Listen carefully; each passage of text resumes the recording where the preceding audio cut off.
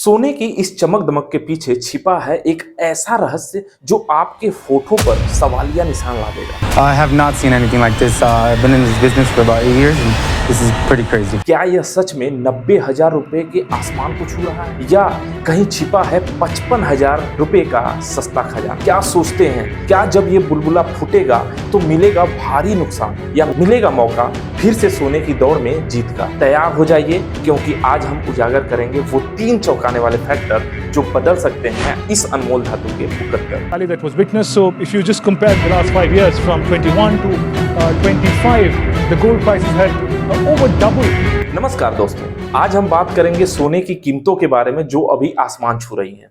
क्या आप जानते हैं सोने की कीमतें 90,000 रुपए प्रति ग्राम तक पहुंच चुकी हैं? चलिए जानते हैं इसके पीछे का कारण। अब 24 कैरेट सोना इंडिया में करीब 90,000 रुपए का 10 ग्राम में बिक रहा है और ग्लोबल मार्केट में यह $3,150 एक ऑन्स पर पहुंच गया है। ये कीमतें 3 बड़ी वजह से ऊपर गई हैं। पहला, दुनिया की इकोनॉमी में मंदी का डर है। लोग स्टॉक, बॉन्ड जैसी रिस्की चीजों से बच के सोने में इन्वेस्ट कर रहे हैं। दूसरा, महंगाई ज्यादा हो गई है और ब्याज रेट्स भी पता नहीं क्या होने वाला है। इससे बैंक में पैसा रखने से रिटर्न कम मिलेगा, तो इससे बढ़िया है कि सोना में इन्वेस्ट किया जाए। तीसरा, बड़े देशों के सेंट्रल बैंक भी अपना गोल्ड रिजर्व बढ़ा रहे हैं। जब मांग बढ़ती है तो प्राइस भी ऊपर जाता है। लेकिन क्या यह तेजी अस्थायी है? मॉर्निंग स्टार के विश्लेषक जॉन मिल्स का मानना है कि सोने में कीमतों में 40% की गिरावट आ सकती है। ये भी कहते हैं कि सोना इंटरनेशनल मार्केट में $1,820 प्रति औंस तक गिर सकता है। देखिए, जो हमारे यहाँ लगभग 55,000 का 10 ग्राम मिल रहा है। अब बात करते हैं कि इन गिरावट की वजह क्या हो सकती है। पहला है उत्पादन में बढ़ोतरी। खनन कंपनियों ने सोना निकालना बढ़ा दिया है तो मार्केट में सोने की सप्लाई ज्यादा हो गई है। दूसरा बड़ी चीज है कि केंद्रीय बैंक ने खरीदारी में कमी कर दिया है। बड़े बड़े देशों के सेंट्रल बैंक अब सोना जल्दी जल्दी नहीं खरीद रहे हैं। अब पहले जैसा नहीं करते, अब इनके पास बहुत सारे ऑप्शंस हैं जैसे क्रिप्टो। तीसरा नंबर पर है गोल्ड फंड्स का ज्यादा होना। मार्केट में सोने से जुड़े ETF और म्यूचुअल फंड्स की संख्या बहुत तेजी से बढ़ रही है जिससे डिमांड पर दबाव बढ़ रहा है। इन सब के चलते सोने की कीमतों में गिरावट आ रही है। कुछ विशेषज्ञों की राय है, क्या सोना फिर से चढ़ेगा?